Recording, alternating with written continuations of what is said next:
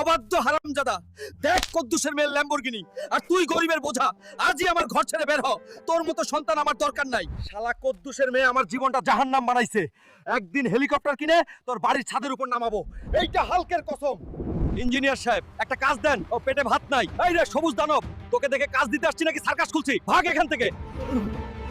এখন কি করব, কাজও পেলাম না। মনে হয় আমার জীবনটা শুধু মার খাওয়ার জন্যই।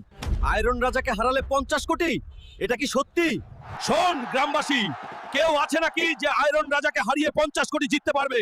না থাকলে পরিষ্কার বল, তোরা সবাই নামর্দ। আমি লড়বো আয়রন রাজাকে, কিন্তু কেউ স্কিপ করিস না। লাইক দে, তারপর দেখ কিভাবে এই হাতেই রিং কাঁপিয়ে বদলানি। শেষ পর্যন্ত না দেখলে বুঝবি না। ওই গরিব হাল্ক, আমার সামনে দাঁড়াতে আসছিস, তোর যোগ্যতা কি রে? গরিব হাল্ক বলেছিলি না, এই নে গরিবের ঘুষিতে আজই তোকে রিং এর বাইরে পাঠালাম।